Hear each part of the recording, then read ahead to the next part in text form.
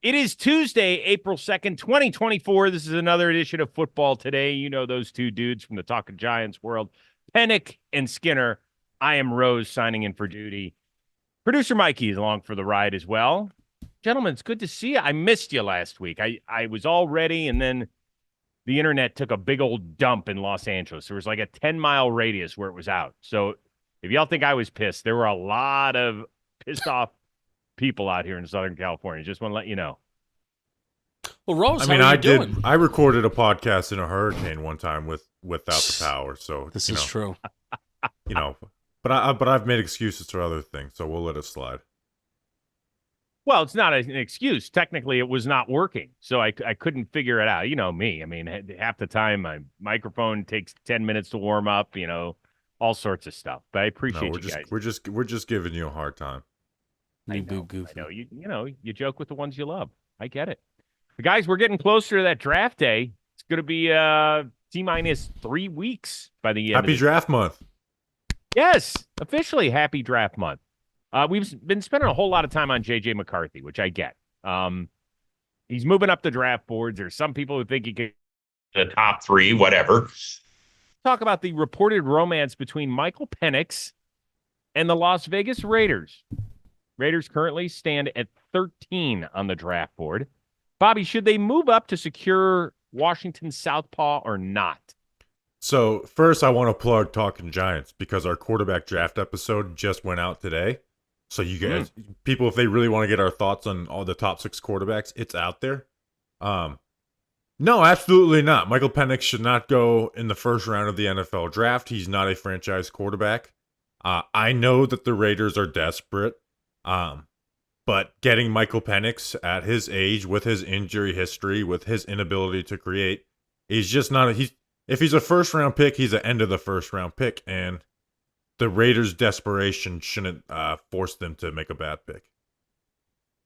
Yeah, and especially looking at who Michael Penix is as a quarterback coming from that air raid system in Washington. I feel like Antonio Pierce is not gonna want to establish hey, Michael Penix, what he does is he throws it down the field, and I feel like that's not what this Raiders offense is going to be. I kind of feel like it's going to be conservative, especially when you have the offense coordinator that's coming over from Chicago, and he's now he's in Vegas. It's going to be a run first.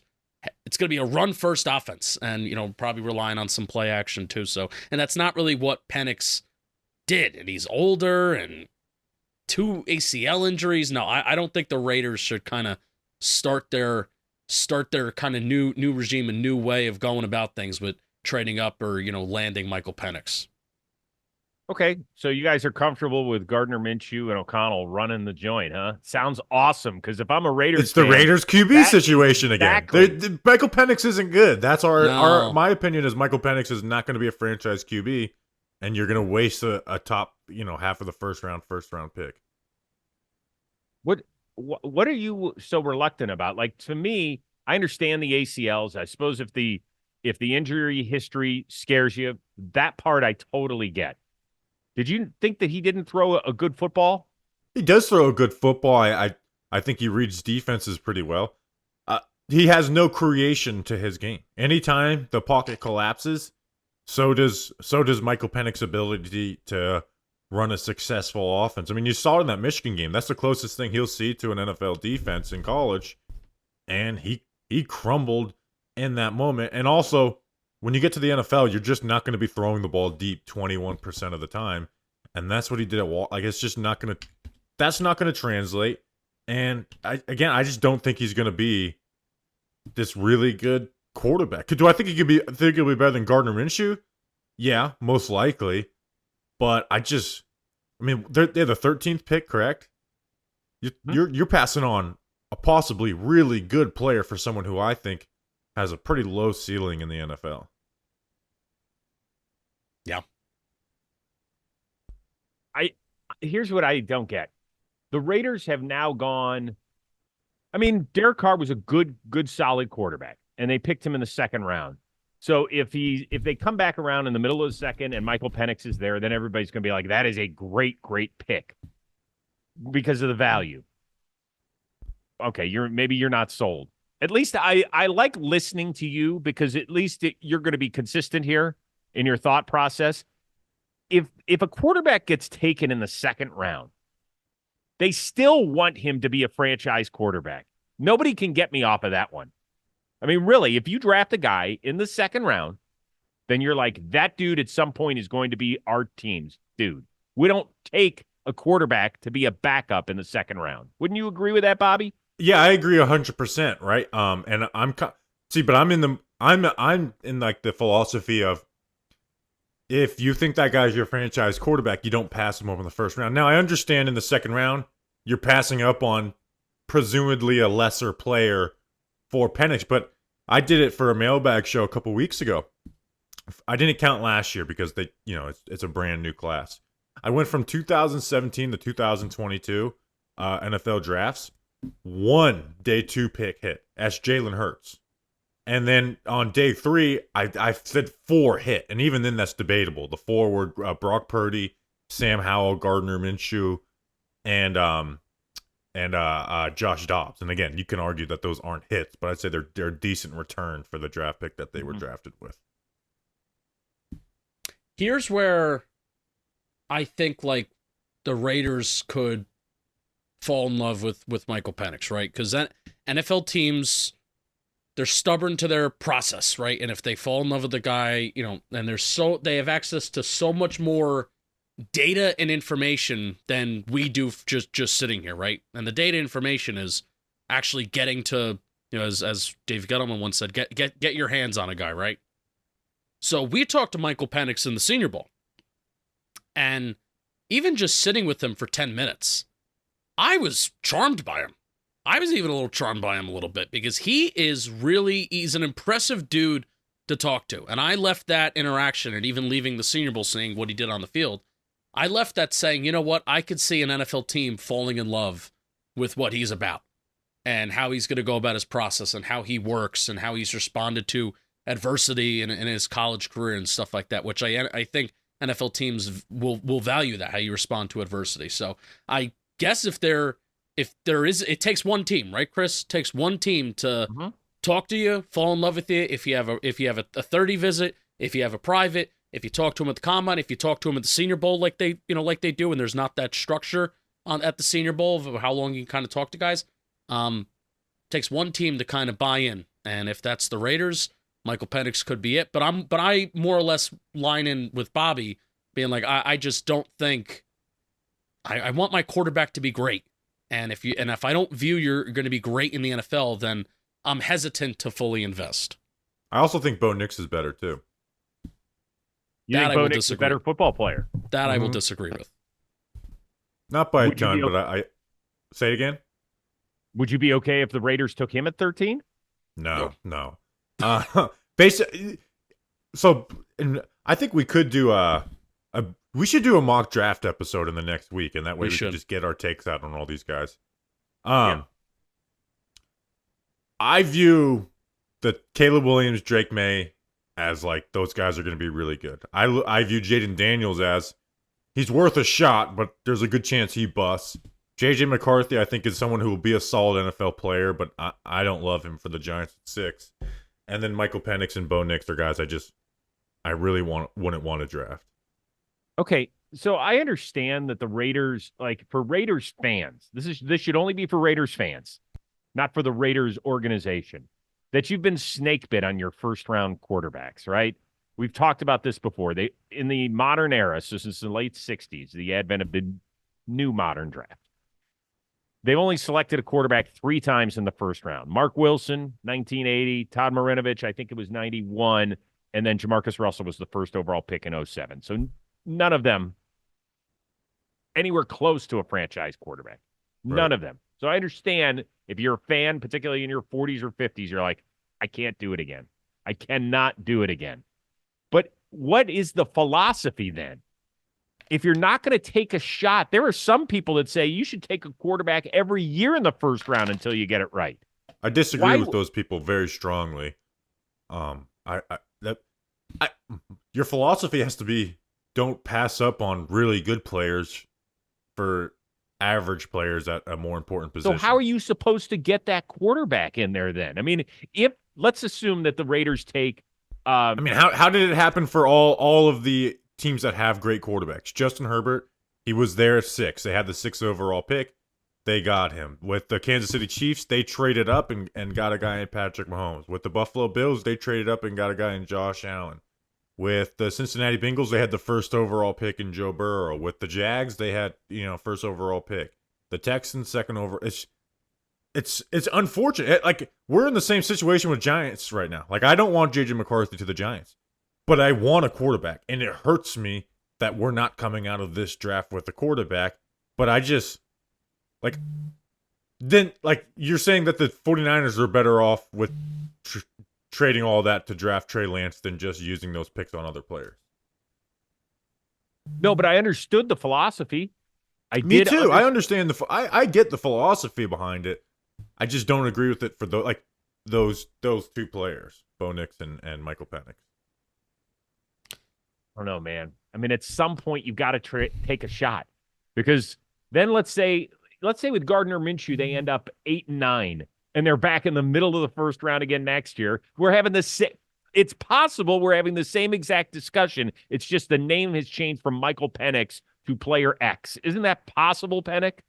Well, there's also a better chance that he doesn't have a good rookie year, and Raiders fans are lying to themselves about how he's going to have a year or 2 jump, and he doesn't, and then 2 years from now, they're looking for a quarterback again. I will never, never, say, even winning football games is really difficult to do in the NFL. So in your scenario, Chris, where, even if they go 7-10 or 8-9, I take that as a Las Vegas Raider fan, because knowing that there is no answer at the quarterback position, that you are competing in probably the most difficult division of football, maybe the 2nd or the 3rd, because the AFC North is really good, but the AFC West is really, really difficult with really, really good quarterbacks and good teams in there. You have to play a lot of tough teams. You make everything work around the situation that is your team. So if they go 7-10, 8-9, and Antonio Pierce's first full year as head coach, I'm taking that. I'm really considering the wins that I have on the roster, continuing to build to trust that process. And then if there is that guy that you want to, hey, Hail Mary trade up in the draft, then you do it and you make it work, because there are other teams that have done that. Like, Bobby just listed a bunch of exampos with. He's also a left-handed quarterback, and he's also a left-handed quarterback, and they lost their starter at right tackle over the last 2 years too. So he's going to be an injury-prone quarterback with his blind side unprotected, and he also they could draft somebody this year in a very deep tackle class, could they not? Well, not in the 1st round if they draft Penix. There's still guys in the 2nd round who we all know. I mean, I've been talking to Daniel Jeremiah. He's like Jalen Mayfield, Alex Leatherwood, those guys. Well, now that's an organizational failure. I mean, you can point to guys who made it as 5th rounders. So you talk to Daniel Jeremiah. Does he think that the Raiders should do that? I haven't talked to him specifically about this one. Yeah. I mean, I just don't think Penix is good, and I wouldn't want to take a non-good quarterback just because he's got the quarterback position next to his name on the depth chart.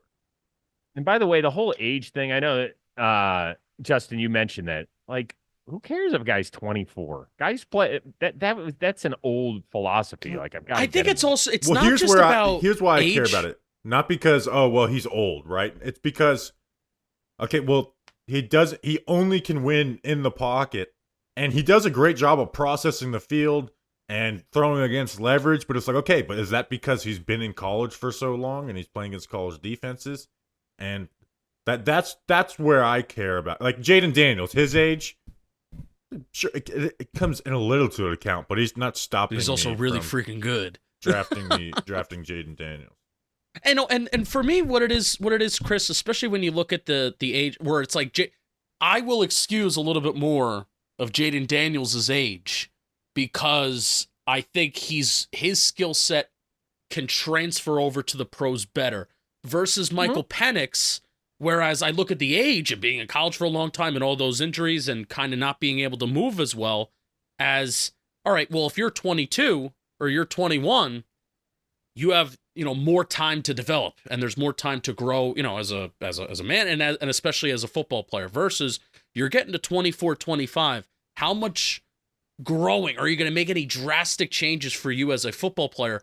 And that I would say kind of no. So it's not about age being a number, like, you're going to have to retire when you're 33, 34, but you only can get 10 years out of you. It's about traits that you could transfer going into the NFL or even improving in the NFL. That's what I say about that. It's going to be fascinating. Can't wait to see where he gets picked. Yeah. I think somebody's going to take him in the first round. Somebody has to take, I'm kind of sitting here saying, I'm with Bobby in some ways where it's like, but this team should maybe just stand pat because you don't want to take a quarterback that you're not sold that can be good. But somebody is going to take these guys, right? Eventually, I hope so. They're going to go I hope somewhere. they don't fall to pick 47 is all what I'm hoping for. All right, let's move on. New York Jets, interesting offseason. It continued as they pick up Haason Reddick from the Eagles for a third rounder in 2026. It could become a second rounder depending on playing time and sack numbers for him. Thumbs up for Gang Green or not entirely on board, Penix? I'm saying thumbs up. I know this is kind of, it's good on the Eagles that they continue to get value, and we could talk about that. But Bryce Huff was a player that, he's younger, he's really exciting. He was a guy that didn't start for the New York Jets. He played 42% of the snaps last year that he was eligible to play in. Haason Reddick is a player. The last 4 years, he's had at least 11 sacks. The last 4 years, he's had more than 16 QB hits. The last 2, he's had at least 23 QB hits. Those players don't grow on trees. And the Jets could have used money to just simply re-sign Bryce Huff, who may be a more younger and exciting player. We'll see how Huff develops and when he actually is a full-time starter, what he does. But the Jets, I continue to say this on the show, the Jets are in a window of right now, 2024. Doesn't matter if, Rodgers says he's going to be here for this long. No, it is 2024. The Jets need to win right now. And I view it as Haason Reddick, better football player, proven veteran, better than Bryce Huff right now, and he's going to come in and start right away. And hey, based off of his career, he's going to give you 10 plus sacks and 20 plus QB hits. And I'm really excited about that for the Jets. Man, I really struggle with this one because to justify it, it has to be we are all in for 1 year. Not like, hey, we're going all in on this year and then the year. Like this is a all in on 1 year type of deal because the process of this stinks. You let Bryce Huff go for $15 million per year, who was third in the NFL and the top pass rush metrics, only behind Myles Garrett and Micah Parsons. Obviously, he's not as good a run defender, but Haason Reddick's not an amazing run defender too. But Haason Reddick is a better player. He's not super old. He's 29 years old, but he's going to need a contract in a year. He's making $15 million. He's going to need a contract in a year. You give a pick away. And here's the other thing. This pick was bad when this pick was taken in the first place. Like this, it was basically the only first round pick I just blasted last year, right, Justin? Yeah. What the fuck did you draft Will McDonald for? Like you drafted him to an already really like deep edge room, and then now he's just never gonna play. Now I don't think he was a first round player at all. I think that was a bad pick by them. But they have to win a Super Bowl this year, or I mean, like Douglas and Salah's heads need to be rolling. Right. I mean, for the organization, the draft pick capital could be rough. For Joe Douglas, he don't give a shit. He's got 17 games to figure this out, or he's going to be either looking for a new job or hosting his own podcast. So that's it. We understand the philosophy. I just want to know, did they call Aaron Rodgers and we're like, hey, do you like facing Haason Reddick? Like, did he give you trouble? I really wonder, like, do you think they call Aaron Rodgers? Yes. I don't. I think after how the last 6 months have went down, and like I don't think they're calling Rodgers for any like receiver, maybe. Defensive personnel? No, I don't think so. I think it's LeBron. I think it's worse than LeBron. Worse. Worse. Yeah. Like his control over now, obviously he's not telling him, all right, I want you to go trade for Haason Reddick, but I think like the influence over Rodgers' influence over the team is worse than like, all right, LeBron, like let me go play with my buddies and stuff like that. I think it's worse. But this is in a vacuum. This is a good move for the Jets. Like I liked it because it is about 2024, and Joe Douglas should, because of where this roster is and where this team is with Aaron Rodgers and the injury last year. Joe Douglas should be like, I don't care about the next GM. Like, I don't care what I leave him with. I don't care if it's a terrible cap situation. I don't care if they have no capital. This needs to happen this year. 100%. That's how I think they should be looking at it, which is bad process, but that is how I think they should be looking at it. Yeah, leave it better than when you found it. Forget that right now. I'm more interested in the fact that you think that Aaron Rodgers is more of a GM bully than LeBron. Yeah. Maybe it's just because with LeBron, it can be one or two players, but with Aaron Rodgers, it felt like it was all so much more. And listen, he left Green Bay in part because he was like, well, at some point they got to start checking with the people. Maybe just call us, let us know when we're the quarterback, when you're a franchise. I'd love to see how good Aaron Rodgers would be at putting together a team. Go for it. Bad. Maybe we could invite him into the John Boy Media Fantasy League. How would that work? Alan Lazard, get ready to go in the third round. Yeah, but I really do like. I understand the let's go for all. Like that's a bad decision on like a really bad decision on paper to let Huff walk for $15 million a year. Haason Reddick, who's gonna want to get like 20, he's gonna want to get the same contract that Danielle Hunter got. And also, isn't it if Reddick plays like over 67% of the snaps and gets 10 sacks, it turns to a second round pick? Yeah, which I think will be tough to do because they do like to rotate their guys to get bid, and I think they'll be conscious of that. But still, like that's. It truly is all in on this year or tear that thing down. Huff got 10 sacks on 480 snaps last year. So Reddick could do it. It's just the snap. I think they'll rotate him enough to not get the. Yeah. Or maybe I don't know. I guess one injury takes that away, but. Well, see, we know the Jets are good at this.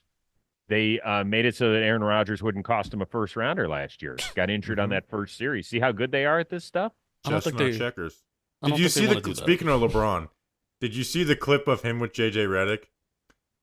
And he's like, I play a lot of chess. Actually, people say I should play chess. Did you see him like catch himself in a lie about how much he plays chess? That was one of my favorite LeBron lies just because he caught himself so quickly. Listen, LeBron's done a lot right in the world. And I love LeBron. I'm not a LeBron hater, but he does just lie about the dumbest stuff, which is very funny. Yeah, exactly. It is like the stuff he picks and chooses. You're like, why'd you go with that one?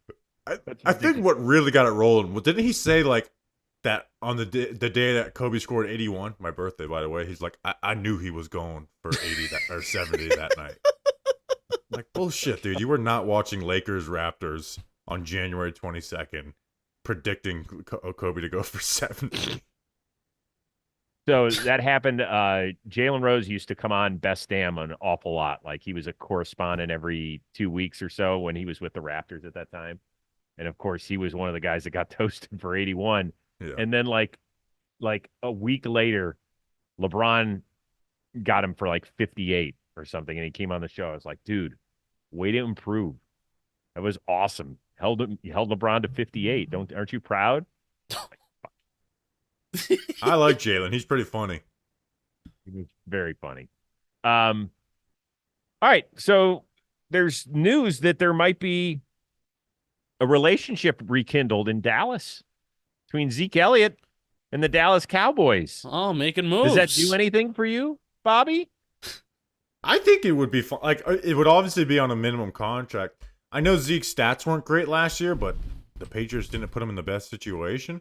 I actually think that could be a decent fit, but you'd have to pair him with somebody else. I don't know if they're happy with, riding with Rico Dowdle or Little Deuce Vaughn for the year. But bringing Zeke into some power on a minimum contract, and bringing him home to Dallas, that means a little bit. I think that wouldn't be a bad move for either side. Yards after contact below 1.7 the last 3 years. So, you want to think that he's a power back because he's slower now, but I just don't think he is. He doesn't nearly break tackles at the rate that he used to. 36.8 attempts per broken tackle last year. Definitely a career low for him. He's 1 year removed from 800 plus and 12 touchdowns. It could be fun for it. Well, when you're in a good situation and a good offensive line, sure. I mean, we've seen a lot of running backs look good. So yeah, I mean, for fun and vibes, sure. But it, especially when everybody's clowning on the Cowboys for not doing anything this offseason and being all in. Bobby, we talked about Dak and him being a free agent as of now next offseason. It would just be funny that. Oh, that's one of the Cowboys' moves, huh? Bringing back Zeke. When Jerry Jones, by the way, didn't he openly kind of diss him towards the end too, to excuse releasing him and cutting him and getting that contract off the board. So funny how things change. Well, his funniest thing is that his last snap as a Cowboy was as a center. You didn't get the chance to talk about the Dak thing with us, Rose. Where do you land on that? I think it's maybe the biggest risk of Jerry Jones's ownership tenure, outside of saying bye, Jimmy Johnson. Mm-hmm. See you later. I really do. I think it's an enormous risk. I know that you aren't a huge Dak guy, when compared to some other people, but man, oh man, when was Here's the last? Where I think it's where I commend it a little bit. If the playoffs go the same way again as last year, how do you justify continuing the running back? Now, if it goes well, right? He has another really good regular season, and the playoffs, you don't have to win a Super Bowl, but it doesn't end the same way. They can always extend him before that $40 million of void money hits. Yes, and I understand all that. Name me the last Dallas quarterback that they really chased after and found. I mean, Dak had second-round talent. There was an issue coming out of school where some teams pushed him down the board and ended up being a fourth-rounder. But he probably could have been a second-rounder based on talent. And by the way, I think he's done a remarkable job as the Dallas Cowboys quarterback, because I think that is a tough-as-hell job. And I like him. I like him. Do I love him as a football player? I think he's really good. I don't think he's great. But, man, you are running a big risk at 31 years old letting that guy walk out the door, because there are plenty of teams. You don't think your Giants would like him? Yeah. I know. I tweeted, don't say it. Because, yeah, he's a really good quarterback, right? Coming off his best season. But, this is what happens every year with the Cow. And I have to tell myself to stop, because it's like the playoffs happen, and it's like, I'm never believing in this team again. They did it again, and they did it again this year. And then it's the offseason, and yeah, but he's really good. The first 10 games of the year are going to be really good. And then they're going to lose to every winning team they play, essentially. And, go in as the top wild card team or a 2 or 3 seed, and then they get smoked in the first round of the playoffs. Their first, anytime they play someone that's not an under $500 team. Again, so at some point you do have to break that cycle. I think the easier decision would just be firing Mike McCarthy. But it is very risky. And I said on paper it makes no sense at all. But I think in reality, I commend having the willingness to you know what, maybe we will try something else and get out of this cycle, whether that's through the draft, whether that's giving Trey Lance a shot, Yeah, my point is that organization, no matter who's making the picks, has never found a quarterback in a long, long time. Tony Romo was an undrafted guy. Yeah, they never get him in the first round. Right, first or second. Quincy Carter, I think, was a second rounder. I like Quincy. Drew Henson. I mean, isn't it kind of funny they had Drew Henson and Drew Bledsoe? Both the Brady backups / starters. Yeah, that's cute. That part. It's good for the immaculate grid. Nice work. Oh, by the way, I will say this. I don't think that would work, though, because Henson was his teammate in Michigan, not NFL. Oh. We could mix it. We can start our new grid, mixing it. Teammates I've teammates seen of that. Tom Brady, including college. Yeah, why not? Teammate of Brady at Michigan and teammate of Brady at like Tampa Bay. Love that. Nobody. Yeah, I don't think there Nobody. is anybody. I don't know any of his Michigan teammates outside of Drew Henson, to be honest. Yes, you do. If you tell me the name, I will. But I wasn't watching college football in 2000. Did he win a Super Bowl MVP? Charles Woodson. He was okay, yeah, he was with Brady. See, I didn't know that. I mean, I'm sure there's Michigan players. I just don't have any memory of them playing on the same team as Tom Brady at Michigan. Brady, I think, was the quarterback in a great Orange Bowl against Alabama. I mean, it was like a one or 2 point, like high 30s, low 40s game.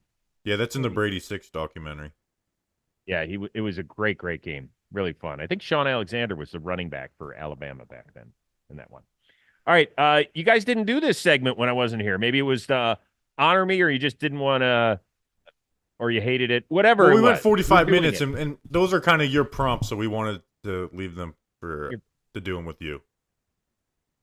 Makes my heart flutter, you boys. We're going to do another edition of True Lies. So we're going to say a statement. We're going to run through 2 divisions today. I think we're going to try 2. So we're going to start with the AFC South. You'll tell me whether it's true or a lie. All right, Penix, we're going to start with you. The Houston Texans are one stud offensive playmaker and one solid offensive lineman away from being an elite football team. I'm going to go with lie. They were one night and one possibly bad Gardner Minshew game away from not making the postseason. And then we're not talking about the Houston Texans necessarily going up to an elite status. So I do think the Texans, while they're a good team, they're an ascending team, I don't think they're ready to take that elite jump yet. Now, I think what will help is continuity. You have second year DeMeco Ryans, you're gonna have a second year in everybody's system, and everybody's staying intact, and nobody got upgraded. I think that's gonna be really helpful. But you have some guys coming off some injuries. Tank Dell's coming off some injuries. You know, he's gonna possibly, his body's not gonna be in the right spot what it was his rookie year. Adding an offensive lineman is certainly easier said than done. They've had some misses on the interior. Laramie Tunsil struggled with some injuries last year, so you got to make sure that he stays healthy. They were very close, very, very close. And I think if Anthony Richardson, and we'll talk about this with the Colts, if Anthony Richardson plays the whole year, I think the Colts win that division and the Texans miss the playoffs. So I think pumping the brakes on the Texans they're a good team in the AFC, not an elite team yet. And I could be wrong, and I could be eating crow. I'm going to say lie, too, but I do have a better feeling than Justin. Like, adding Donnell Hunter and Denico Autry to Will Anderson Jr., it's awesome. That means a lot to me for them. Now, that being said, Jeff Okudah might be one of their starting corners right now. That's not a good situation. I know their linebackers aren't the worst, but I'm not the biggest fans of Christian Harris or Henry, the other Alabama. He balled out in the post. Christian Harris balled out in the postseason. I'm really excited. I think he did. He had that interception on Flacco. Here's the thing: is I think DeMeco Ryans going to always be a great linebacker. Like, I would like to see him try and get his, upgrade that spot. Even though this draft doesn't probably have that guy, but excuse me. Sorry, boy. But here's the thing: is I think they're battling with like the Bills. Like I can see them going toe to toe with. I know the Ravens blew them out, but you just talked about it, Chris. If they can add a really good offensive lineman or weapon, like C.J. Stroud year 2, it'll be interesting to see how the NFL adjusts to him. But I say no though. But I want to see how teams will adjust to C.J. Stroud throwing the ball deep so often. Yeah. Right. So how does he adjust to that? He used to be really good, but are they able to score as many points and do what they were able to do? But man, this is a fun team, and the addition of Hunter and Autry really get me excited for them. Yeah, I mean, you had some really bad, Chris, not to cut you off. You had some really bad safety play in that Colts-Texans game. There weren't many games I was really locked into for the Texans this year, but the playoff games were obviously one of them. And then, obviously that last Week 18 game, really bad safety play. So when you get teams that start to play more too high and they start to be more patient, try and limit the explosive plays, CJ Stroud is going to have to go through the transition that a lot of the elite quarterbacks do, is when the deep option isn't there, when the explosive play isn't there, what are you going to do to work the quick game and work the intermediate game? So I think, yeah, definitely year 2, how are you going to work that is not even, I'm not going to say a huge question as in that he can't do it, but it's just something to watch out for CJ Stroud. It's not just the adjustments for CJ Stroud. Now there's tape on D'Amico Ryans as a head coach and Bobby Slowick as a play caller.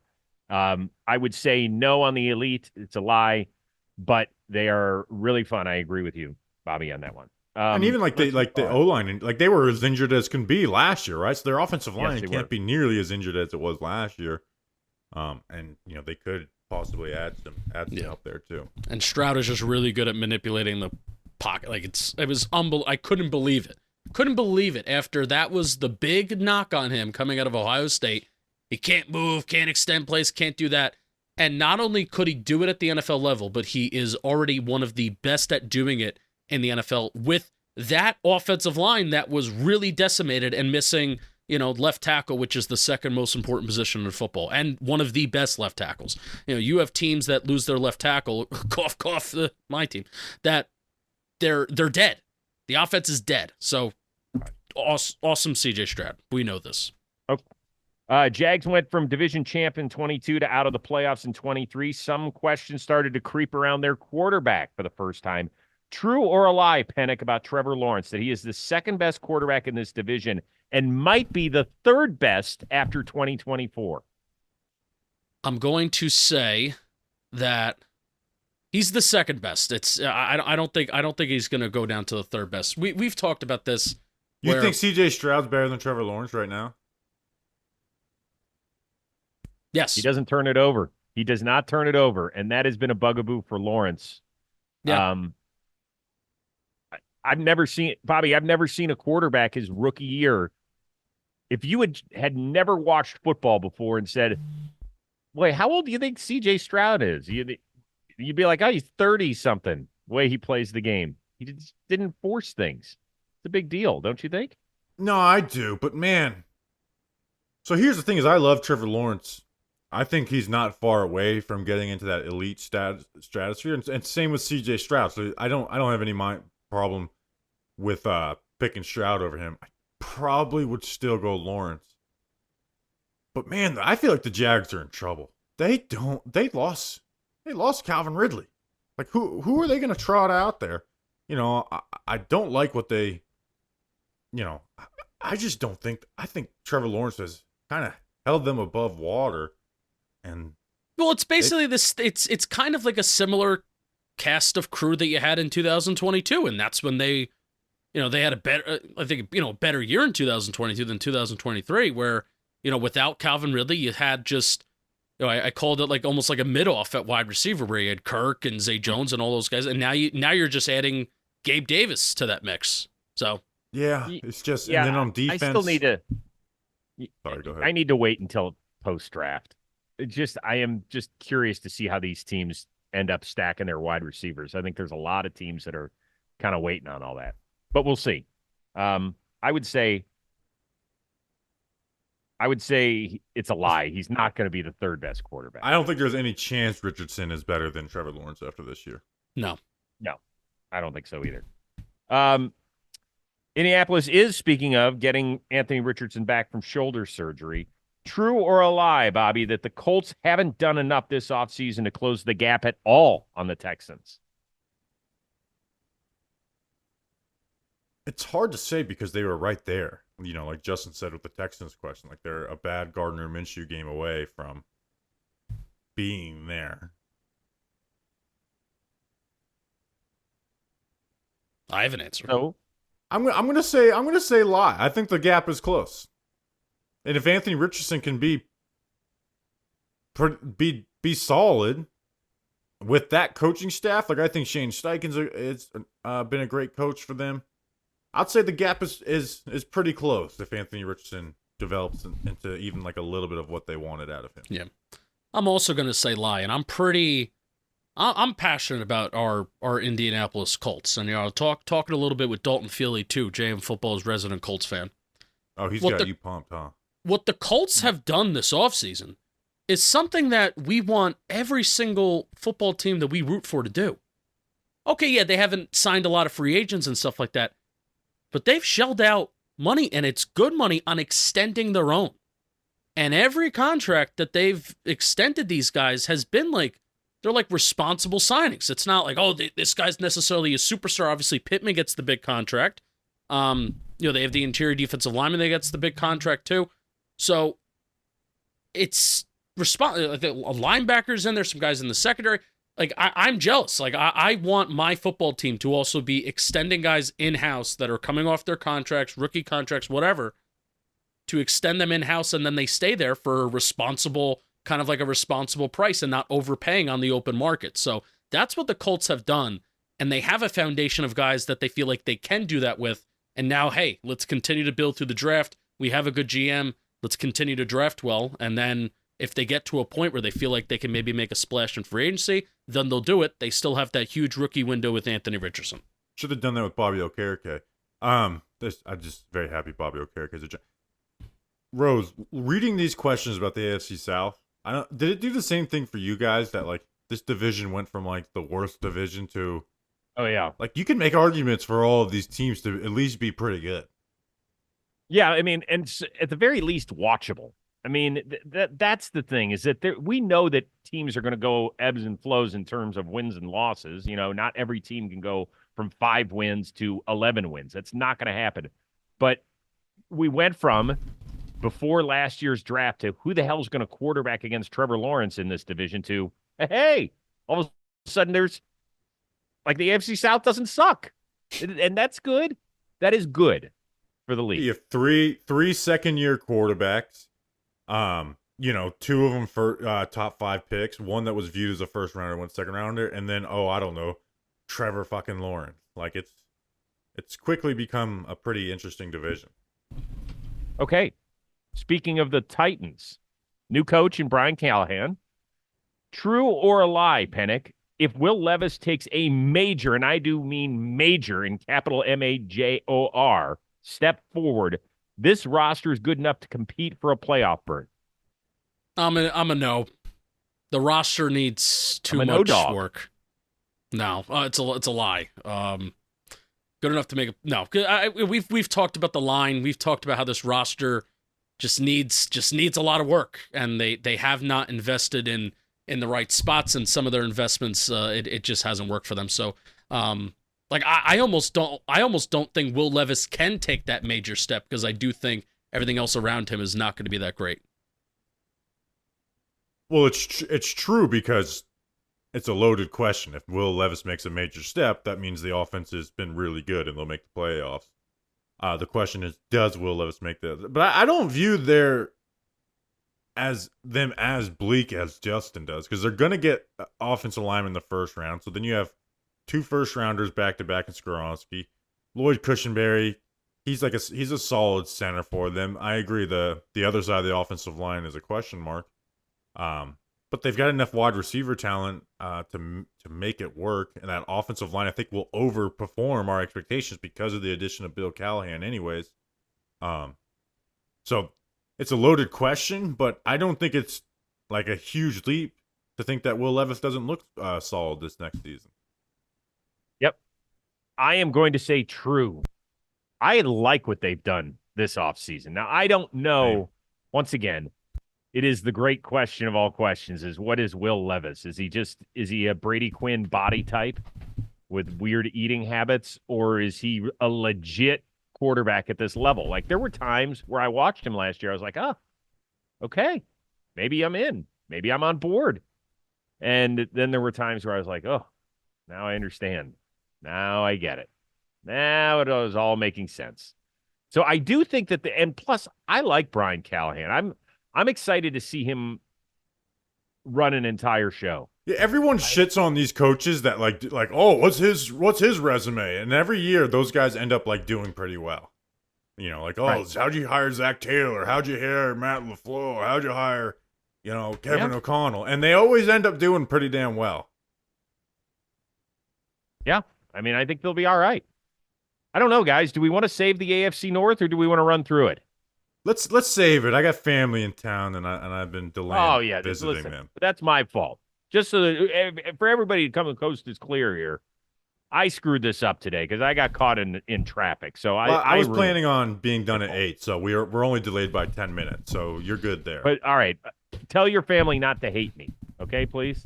And you want to know what the I will tell them to watch every TV show that you're on.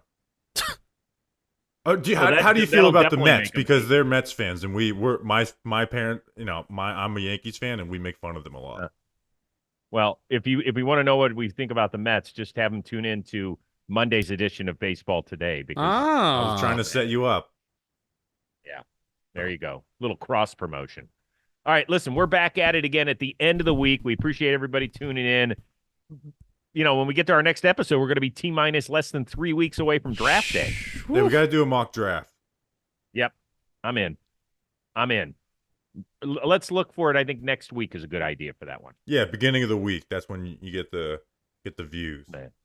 Let's do it. All right, for producer Mikey, always does a bang-up job, and my tag team partners from the Talking Giants world, Penix and Skinner. I am Chris Rose. We will see you Friday here on Football Today.